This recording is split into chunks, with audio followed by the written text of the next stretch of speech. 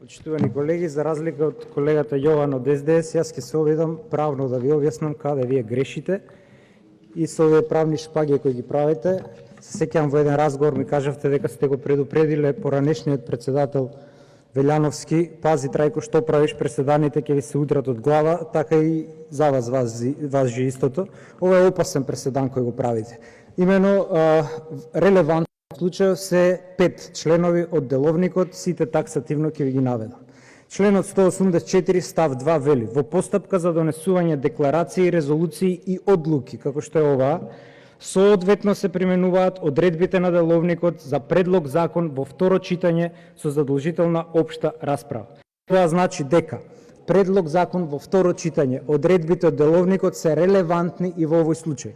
Што велат тие одредби? Тие одредби велат дека работното тело разгледува предлози и на други акти, а не само на закони. Тоа значи дека оваа одлука не може да дојде директно на пленум. И вие тоа многу добро го знаете. Тоа значи дека членот 117 став 2 не е испочитуван, затоа што не е донесена одлука на матично работно тело. Понатаму, следен член, членот 125 став 1, дека работните материјали ги разгледуваат матично работно тело и законодавно правна комисија. Тоа во случајов не е сторено и затоа оваа точка не ја исполнува процедуралната можност за доаѓање на дневен ред. Следно, членот 69 став 2, вие сте должен да видите дали имало услови за внесување на дневен ред. До сега мал милион пати не имате одбиено токму на овој член дека не исполнува деловнички услови за да дојде на дневен ред. И суштинскиот член, тој е членот 79 став 1.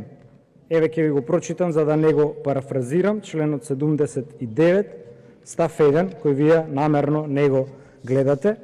Собранието не може да расправа по прашање за кој матично работно тело и законодавно правна комисија не зазеле став ако со овој деловник поинаку не е уредено. Со овој деловник не е поинаку уредено и од тука собранието не може да расправа за ова прашање. Но вие умешно ја користите правната празнина, а тоа е дека никоја институција во оваа држава не е надлежна да цени интерни процедури во собрание. Дури и Уставен суд се прогласува за ненадлежен, што не треба да го прави, бидејќи процедурата е дел од законот кој се донесува, меѓутоа вие умешно тоа го правите и потоа се лутите што внесуваме други институции, како например јавно обвинителство или во случајов како например Комисија за антидискриминација, бидејќи членот 20 став 2 вели соодветна застапеност од сите партии во собранието. Јас сум партија и Борис, а не сме застапени во таа комисија.